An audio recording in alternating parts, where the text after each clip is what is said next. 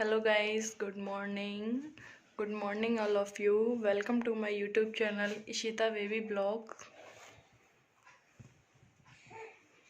आज मम्मी जी मेरे रूम में आ गई हैं ईशु की वजह से, क्योंकि ईशु बाहर नहीं गई ना आज, इसलिए। गुरुवार है, मम्मी जी का फास्ट है आज का। बृहस्पतिवार व्रत कथा।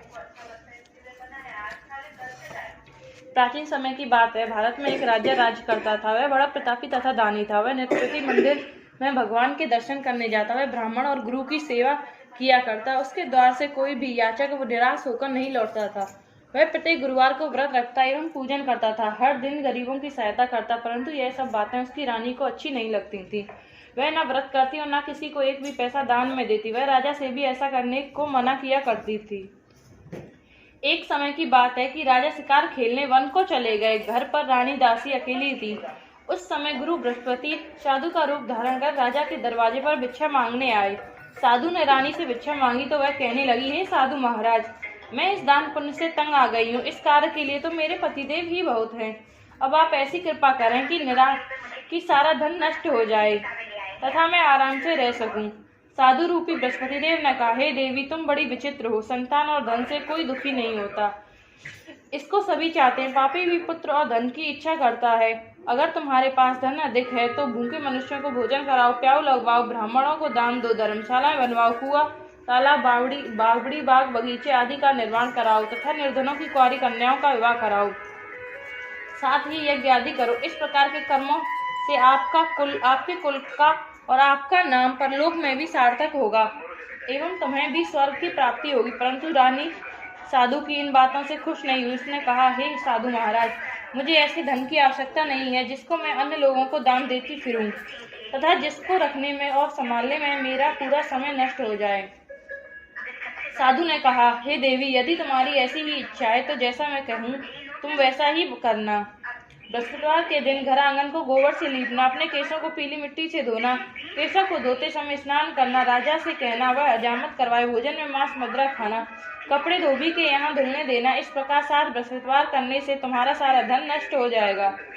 यह कहकर साधु महाराज रूपी बृहस्पति देव अंतर्धान हो गए। रानी ने साधु के कहने के अनुसार 7 बृहस्पतिवार तक ऐसा करने का विचार किया। साधु के बताए अनुसार कार्य करते केवल 3 बृहस्पतिवार ही बीते थे कि उसकी समस्त धन संपत्ति नष्ट हो गई। भोजन के लिए दोनों समय परिवार तरसने लगा तथा सांसारिक भोगों से दुखी रहने लगा। तब राजा रानी से कहने लगा, हे रानी, तुम यहाँ पर रहो, मैं दूसरे देश को जाता हूँ, क्योंकि यहाँ पर मुझे सभी मनुष्य जानते हैं, इसलिए मैं यहाँ कोई काम नहीं कर सकता। अब मैं परदेश जा रहा हूँ, वहाँ काम धंधा करूँगा, शायद हमारे भाग्य बदल जाए। ऐसा कहकर राजा परदेश चला गया। वह वहाँ जाकर जंगल से लकड़ी काट कर लाता और शहर में बेचता। इस तरह वह अपना जीवन व्यतीत करने लगा। इधर राजा के बिना रानी और दासी दुखी रहने लगी कि किसी दिन भोजन मिलता और किसी दिन जल पीकर ही रह जाती। एक समय रानी और दासियों को 7 दिन बिना भोजन के व्यतीत करने पड़े तो रानी ने अपनी दासी से कहा, हे दासी, यहाँ पास ही के नगर में मेरी बहन रहती है, वह बड़ी धनवान है। तू उसके पास जा और वहां से 5 सेर बेजर मांग कर ले आ, जिससे कुछ समय के लिए गुजारा हो जाएगा। दासी रानी की बहन से भोग के पास गई। रानी की बहन उस समय पूजा कर रही थी। बृहस्पतिवार का दिन था। दासी ने रानी की बहन से कहा, हे रानी, मुझे आपकी बहन ने भेजा है, मुझे 5 सेर बेजर दे दो। दासी ने यह बात अनेक बार कही, परंतु रानी की बहन ने कोई उत्तर नहीं दिया, क्योंकि वह उस समय बृहस्पतिवार की कथा सुन रही थी। जब दासी को रानी की बहन से कोई उत्तर नहीं मिला तो वह दुखी हुई और उसे क्रोध भी आया। वह लौटकर रानी से बोली, हे रानी, आपकी बहन बहुत ही घमंडी है, वह छोटे लोगों से बात भी नहीं करती। मैंने उससे कहा तो उसने कोई उत्तर नहीं दिया, मैं वापस चली आई। रानी बोली, हे दासी, उसका कोई दोष नहीं है। जब बुरे दिन आते हैं तब कोई सहारा नहीं देता। अच्छे बुरे का पता विपत्ति में ही लगता है। जो ईश्वर की इच्छा होगी वही होगा। यह सब हमारे भाग्य का दोष है। उधर रानी की बहन ने सोचा कि मेरी बहन की दासी आई थी, परंतु मैं उससे नहीं बोली, इससे वह बड़ी दुखी हुई होगी। तथा कथा सुन और विष्णु भगवान का पूजन समाप्त कर वह अपनी बहन के घर आई और कहने लगी, हे बहन, मैं बृहस्पतिवार का व्रत कर रही थी, तुम्हारी दासी में हमारे घर आई थी, परंतु जब तक हम कथा कहते हैं और तब तक हम लोग न उठते हैं और न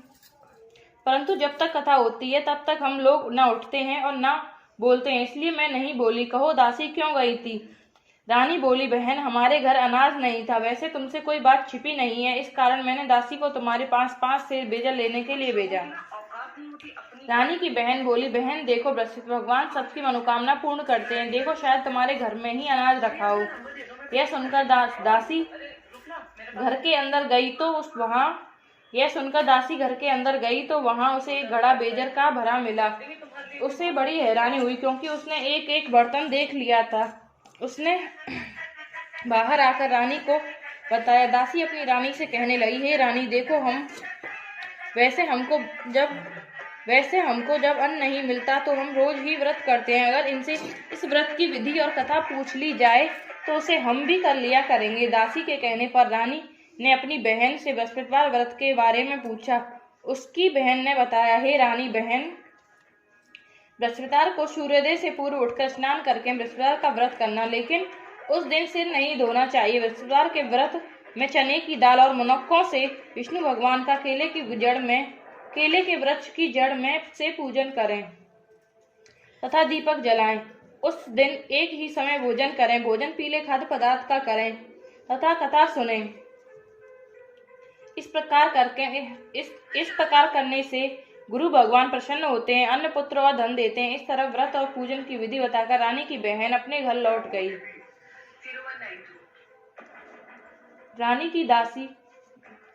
रानी और दासी दोनों ने निश्चय किया कि वे बृहस्पतिदेव भगवान का पूजन जरूर करेंगे। 7 दिन बाद जब बृहस्पतिवार आया तो उन्होंने व्रत रखा। घुड़साल में जाकर चना और गुड़ बीन लाई, उसकी दाल से केले की जड़ में भगवान विष्णु का पूजन किया। अब भोजन कहाँ से आए? दोनों बड़ी दुखी हुई, परंतु उन्होंने व्रत किया था, इस कारण बृहस्पति भगवान प्रसन्न थे। वे एक साधारण व्यक्ति के रूप में 2 थालों में सुंदर पीला भोजन लेकर आए और दासी को देकर बोले, हे दासी, यह भोजन तुम्हारे और रानी के लिए है, तुम दोनों करना। दासी भोजन पाकर बड़ी प्रसन्न हुई और रानी से बोली, रानी जी भोजन कर लो। रानी को भोजन आने के बारे में कुछ पता नहीं था, इसलिए वह दासी से बोली, जा तू ही भोजन कर, क्योंकि तू हमारी व्यथा ही हंसी उड़ाती है। दासी बोली, एक व्यक्ति अभी भोजन दे गया है। रानी कहने लगी, वह भोजन तेरे लिए दे गया है, तू ही भोजन कर। दासी ने कहा, वह व्यक्ति हम दोनों के लिए 2 थालों में भोजन दे गया है, इसलिए मैं और आप दोनों साथ ही भोजन करेंगे। फिर दोनों ने गुरु भगवान को नमस्कार कर भोजन प्रारंभ किया। उसके बाद वे प्रत्येक बृहस्पतिवार को गुरु भगवान का व्रत और पूजन करने लगी। बृहस्पतिदेव की कृपा से रानी के पास फिर से धन होने लगा, तो रानी पहले की तरह आलस्य करने लगी। तब दासी ने कहा, हे रानी, भगवान की कृपा से धन मिला है तो फिर तुम्हें आलस्य होता है।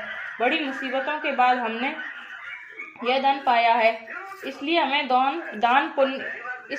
दान पुण्य करना चाहिए। तुम भूखे मनुष्यों को भोजन कराओ, प्याऊ लगवाओ, ब्राह्मणों को दान दो, कुआं तालाब बावड़ी आदि का निर्माण कराओ, मंदिर पाठशाला बनवाकर दान दो, कुंवारी कन्याओं का विवाह कराओ। धन को शुभ कार्यों में खर्च करो, जिससे तुम्हारे कुल का यश बढ़ेगा तथा स्वर्ग प्राप्त होगा और पितृ प्रसन्न होंगे। दासी की बात मानकर रानी ने इसी प्रकार के कर्म करने प्रारंभ किए, जिससे उसका यश फैलने लगा। एक दिन दानी और दासी आपस में विचार करने लगी कि न जाने राजा किस दशा में होंगे, उनकी कोई खोज खबर नहीं है। गुरु भगवान से उन्होंने प्रार्थना की और भगवान ने रात्रि में राजा को स्वप्न में कहा, हे राजा उठ, तेरी रानी तुझे याद करती है, अब अपने देश को लौट जा। राजा प्रातःकाल उठकर जंगल से लकड़ी काटकर लाने के लिए जंगल की ओर चल पड़ा। जंगल से गुजरते हुए वह सोचने लगा, रानी की गलती से कितने दुख भोगने पड़े। राजपाट छोड़कर उसे जंगल में आकर रहना पड़ा। जंगल से लकड़ियां काटकर उन्हें बेचकर गुजारा करना पड़ा। उसी समय उस जंगल में बृहस्पतिदेव एक साधु का रूप धारण कर आए और राजा के पास आकर बोले, हे लकड़हारे, तुम इस सुनसान जंगल में किस चिंता में बैठे हो, मुझे बतलाओ। यह सुन राजा के नेत्रों में जल भर आया और वह साधु की वंदना कर बोला, हे प्रभु, आप सब कुछ जानने वाले हैं। इतना कहकर राजा ने साधु को अपनी संपूर्ण कहानी सुना दी। महात्मा तो स्वभाव से ही दयालु होते हैं। वे राजा से बोले, हे राजा, तुम्हारी पत्नी ने बृहस्पतिदेव के प्रति अपराध किया था, जिसके कारण तुम्हारी यह दशा हुई। अब तुम्हें किसी प्रकार की चिंता मत करो,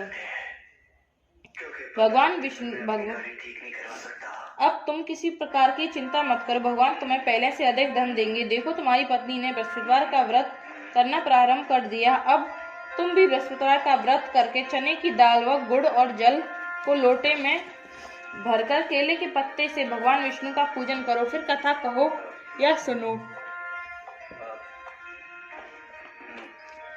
भगवान तुम्हारी सभी मनोकामनाएं को पूर्ण करेंगे।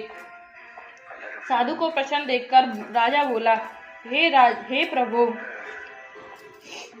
साधु को प्रसन्न देखकर राजा बोला, हे प्रभु, मुझे लकड़ी बेचकर इतना पैसा भी नहीं बचता जिससे भोजन करने के उपरांत कुछ बचा सकूं। मैंने रात्रि में अपनी पत्नी को व्याकुल देखा है। मेरे पास कोई साधन नहीं है जिससे रानी का समाचार जान सकूं। फिर मैं वसुदेव की कौन सी कहानी कहूं या सुनूं? मुझको तो कुछ भी मालूम नहीं है। साधु ने कहा, हे राजा, तुम किसी बात की चिंता मत करो। बृहस्पतिवार के दिन तुम रोजाना की तरह लकड़ियां लेकर शहर में जाओ। तुम्हें रोज से दुगना धन प्राप्त होगा, जिससे तुम भली भांति भोजन कर लोगे तथा बृहस्पतिदेव की पूजा का सामान भी आ जाएगा। बृहस्पतिदेव की कथा। प्राचीन काल में एक बहुत ही निर्धन ब्राह्मण था। उसकी कोई संतान नहीं थी। वह नित्य प्रति पूजा पाठ करता, परंतु उसकी स्त्री बहुत मलिनता के साथ रहती। वह न स्नान करती, न किसी भी देवता का पूजन करती। प्रातःकाल उठते ही सर्वप्रथम भोजन करती, बाद में कोई अन्य कार्य करती। इस कारण ब्राह्मण देवता बहुत दुखी रहते थे। पत्नी को बहुत समझाते, किंतु उसका कोई परिणाम न निकला। भगवान की अनुपमा से एक समय उस ब्राह्मण की पत्नी गर्भवती हुई और 10वें महीने में एक सुंदर कन्या को जन्म दिया। निर्धन ब्राह्मण कन्या के जन्म से बहुत दुखी हुआ। धीरे धीरे ब्राह्मण की कन्या बड़ी होने लगी। बचपन से ही उस कन्या की रुचि भगवान विष्णु की पूजा में थी। वह प्रातःकाल उठते स्नान आदि करके भगवान विष्णु की पूजा करके मंदिर में जाती। बृहस्पतिवार को व्रत करके विधिवत पूजा पाठ करती। पूजा पाठ के बाद वह पढ़ने के लिए पाठशाला में जाती। घर से चलते हुए वह मुट्ठी भर जौ साथ लेकर जाती और पाठशाला के रास्ते में थोड़े थोड़े जौ गिराती जाती। जब वह पाठशाला से घर लौटती तो जौ के वह दाने सोने में बदले हुए मिलते थे। वह लड़की सभी सोने के दानों को बीन लाती। एक दिन जब वह सोने के दानों को साफ कर रही थी तो उसकी माँ ने कहा, बेटी, सोने के दाने साफ करने के लिए सोने का सूप भी होना चाहिए। अगले दिन बृहस्पतिवार था। उसने भगवान बृहस्पतिदेव की पूजा करते हुए प्रार्थना की, हे भगवान, यदि मैंने आपका व्रत विधिवत किया हो तो मुझे सोने का सूप दे दो। भगवान बृहस्पतिदेव ने उसकी मनोकामना पूरी करने का वचन दिया। पाठशाला से लौटते समय उसे रास्ते में सोने का सूप पड़ा हुआ मिला। घर लौटकर सोने का सूप अपनी माँ को दिखाकर वह सोने के दाने साफ करने लगी। उसी समय नगर का राजकुमार उसके घर के पास से गुजरा। उस सुंदर लड़की को सोने के सूप में जौ साफ करते देख राजकुमार उस पर मोहित हो गया। महल में लौटकर राजकुमार ने राजा से उस लड़की से विवाह करने की इच्छा प्रकट की। तो राजा ने ब्राह्मण को महल में बुलाकर राजकुमार से उस लड़की के विवाह की बात कही। ब्राह्मण तैयार हो गया। धूमधाम से उसकी लड़की का विवाह राजकुमार के साथ हो गया। दुल्हन बनकर ब्राह्मण की लड़की महल में चली गई। लड़की के चले जाने से ब्राह्मण फिर से निर्धन हो गया। उसे कई दिन बिना भोजन के रहना पड़ता। वह बहुत दुखी होकर ब्राह्मण एक दिन अपनी लड़की के पास गया। अपने पिता से निर्धनता का समाचार सुनकर उसने बहुत सा धन देकर पिता को विदा किया। उस धन से ब्राह्मण के कुछ दिन तो आराम से गुजर गए, लेकिन जल्द ही फिर भूखे मरने की हालत हो गई। ब्राह्मण अपनी लड़की से धन लेने के लिए फिर महल में पहुंचा। लड़की ने पिता की बुरी हालत देखकर, पिताजी, आखिर आप कब तक मुझसे धन लेकर जीवन यापन करेंगे? आप कोई ऐसा उपाय क्यों नहीं करते जिससे आपका घर धन संपत्ति से भर जाए? ब्राह्मण ने कहा, मैंने तेरी माँ को बहुत समझाया, पर उसकी समझ में कुछ नहीं आता। उसका फूडापन नष्ट हो तो घर की निर्धनता भी दूर हो जाए। तब कुछ सोचकर लड़की ने पिता से कहा, पिताजी, आप कुछ दिनों के लिए माँ को मेरे पास छोड़ जाओ। तब कुछ सोचकर ब्राह्मण पत्नी को लड़की के पास महल में छोड़ गया। लड़की ने अपनी माँ से कहा, माँ, तुम प्रातःकाल उठकर स्नान आदि करके भगवान विष्णुदेव की पूजा अवश्य करना। पूजा करने से तुम्हारी निर्धनता अवश्य दूर हो जाएगी। लेकिन उसकी माँ ने उसकी कोई बात नहीं मानी।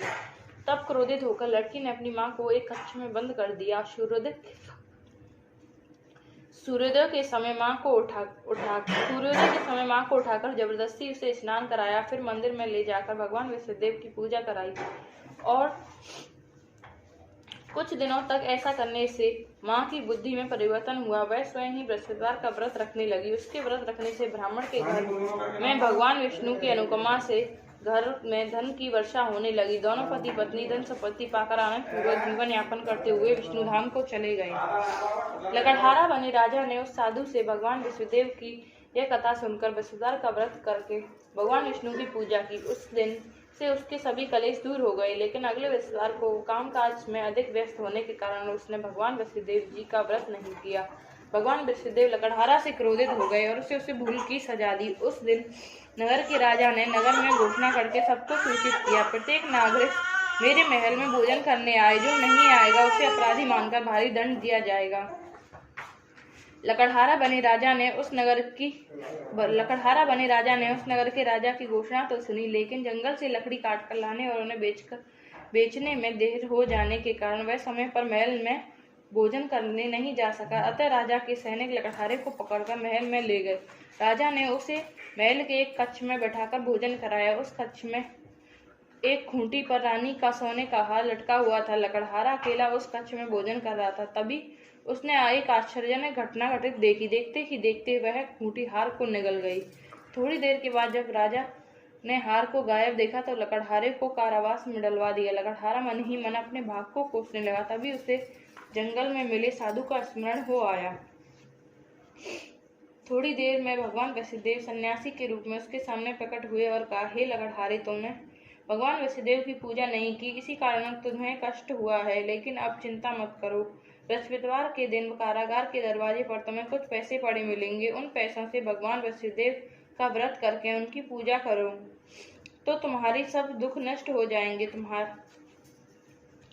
बृहस्पतिवार के दिन दरवाजे पर पड़े पैसों से चने और गुड़ मांगकर लकड़हारे ने बृहस्पतिवार की व्रत कथा कही और सुनी तो भगवान वसुदेव ने प्रसन्न होकर उस नगर के राजा को सपने में लकड़हारे को कारागार से मुक्त करने को कहा। सुबह राजा ने अपने कक्ष में आकर देखा तो खूंटी पर रानी का हार टंगा हुआ था। राजा ने लकड़हारे को मुक्त कर दिया और उसे धन संपत्ति और आभूषण देकर विदा किया। लकड़हारा बना राजा उस नगर से चलकर अपने नगर में पहुंचा तो उसने नगर में कुएं, धर्मशालाएं, बाग बगीचे देखकर बहुत प्रसन्न हुआ। राजा ने किसी से पूछा, यह कुएं, धर्मशालाएं किसने बनवाई? तब उसे बताया गया कि यह सब रानी और उसकी दासी ने बनवाए हैं। राजा महल में पहुंचा तो रानी ने उसका भव्य स्वागत किया। तब राजा ने निश्चय किया कि सप्ताह में एक बार तो सभी बृहस्पतिदेव का व्रत तथा पूजन करते हैं, परंतु मैं प्रतिदिन व्रत किया करूंगा तथा दिन में 3 बार कथा कहूंगा। अब राजा हर समय दुसाले में चने की दाल बांधे रहता तथा दिन में 3 बार वसुदेव की कथा कहता। कुछ दिनों के बाद राजा को अपनी बहन की याद आई। एक दिन घोड़े पर सवार होकर राजा अपनी बहन से मिलने चल दिया। अभी राजा नगर के बाहर पहुंचा ही था कि उसे कुछ लोगों को एक शव ले जाते हुए देखा। राजा को स्मरण हो आया कि आज उसने किसी को भी बृहस्पतिवार की व्रत कथा नहीं सुनाई। राजा ने उन लोगों को रोककर कहा, भाइयों, आप सबको ले जाने से पहले मुझसे बृहस्पतिवार की कथा सुन लें। लोगों ने राजा पर क्रोधित होते हुए कहा, तुम पागल तो नहीं हो? लेकिन कुछ बड़े बूढ़े लोगों ने कहा, अच्छा भाई, साथ में चलते चलते तुम अपनी कथा भी सुना लो। राजा ने चलते हुए आधी कथा ही सुनाई थी कि सब हिलने लगा। राजा की पूरी कथा सुनते ही सब उठकर बैठ गया। लोगों ने हैरानी से दांतों तले उंगली दबाई और अगले बृहस्पतिवार से भगवान वसुदेव का व्रत करने व कथा सुनने का निश्चय कर लिया। अब घोड़े पर सवार राजा चलते हुए किसान के पास पहुंचा। किसान ने अपने खेत में हल चला रहा था। राजा ने कहा, अरे भाई, मुझसे बृहस्पतिवार की कथा सुन लो। किसान झुंझलाकर बोला, अरे भाई, देख नहीं रहे, जितनी देर में तुम्हारी कथा सुनूंगा उतनी देर में तो पूरे खेत में हल चला लूंगा। राजा निराश होकर चलने लगा। तभी किसान के बैल लड़खड़ाकर जमीन पर गिरे। किसान के पेट में जोरों का दर्द होने लगा। उस किसान की पत्नी जब खाना लेकर आई तो उसने किसान से इस बारे में पूछा। किसान ने घुड़सवार की पूरी कहानी सुनाई। किसान की पत्नी दौड़ते हुए राजा के पास पहुंचकर हाथ जोड़कर बोली, भैया, मैं तुम्हारी कथा सुनने को तैयार हूँ। राजा ने उसके साथ खेत पर पहुंचकर बृहस्पतिवार की कथा सुनाई। तभी बैल उठकर खड़े हो गए। किसान के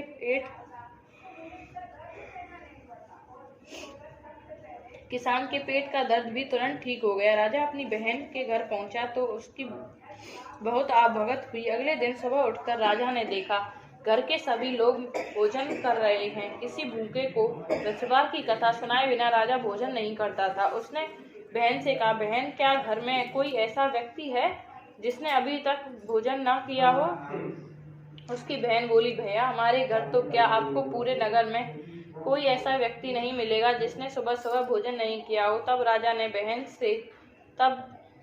ने बहन के घर से निकलकर उस नगर में बिना भोजन के किए हुए व्यक्ति की तलाश की कि एक गडरिये के घर में उसका बेटा बीमार होने के कारण भूखा रह गया। राजा ने उसको जाकर बृहस्पतिवार की कथा सुनाई। कथा सुनते ही गडरिये का बीमार बेटा बिल्कुल ठीक हो गया। सबने राजा की बहुत प्रशंसा की। एक दिन राजा ने अपनी बहन से कहा, बहन, अब हम अपने घर जाना चाहते हैं, तुम भी हमारे साथ चलो, कुछ दिन वहां रहकर लौट आना। राजा की बहन ने अपनी सास से पूछा तो सास ने ताने देते हुए कहा, बहू, मायके जाना है तो अकेली ही जाना, मेरे पोतों को नहीं ले जाना। तुम्हारे भाई के कोई संतान नहीं है, कहीं तुम्हारी भाभी मेरे पोतों पर कोई जादू टोना न कर दे। दूसरे कक्ष में बहन की सास की बात सुनकर राजा दुखी मन से अकेला ही अपने घर नगर को लौट गया।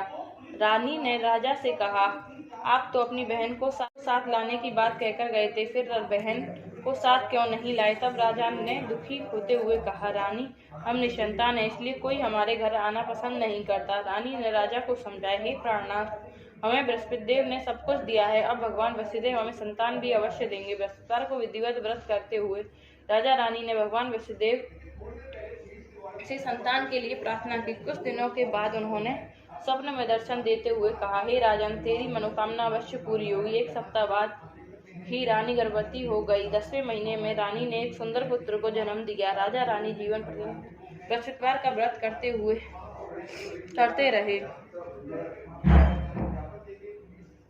बृहस्पतिवार का व्रत करते रहे। उनके घर में धन की वर्षा होती रही। इस तरह आनंद पूर्वक जीवन यापन करते हुए राजा रानी भगवान वसुदेव की अनुपमा से मोक्ष को प्राप्त करके सीधे वैकुंठ धाम चले गए। बृहस्पतिवार को विधिवत व्रत करके जो स्त्री पुरुष भगवान विष्णु की पूजा करते हैं, भगवान उनकी सभी मनोकामनाएं पूर्ण करते हैं।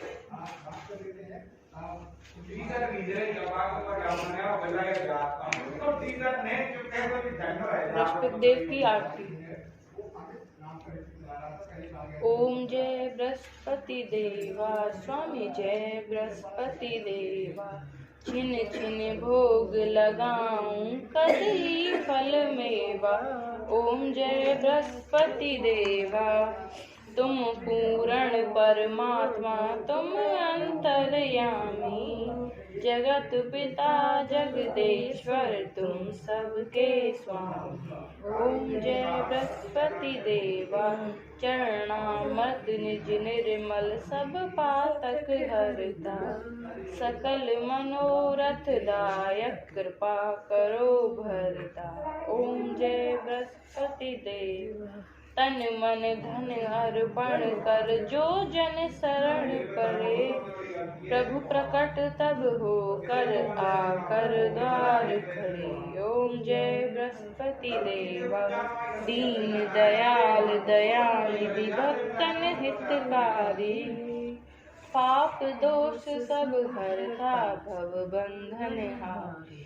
ओम जय बृहस्पति देवा, सकल मनोरथ दायक, सब संशय हारी, विषय विकार मिटाओ, संतन सुखकारी।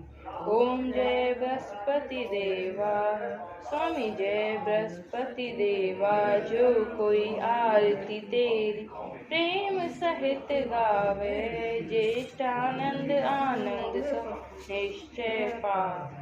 ओम जय बृहस्पति देवा, स्वामी जय बृहस्पति देवा। बोलो बृहस्पति देव भगवान की जय।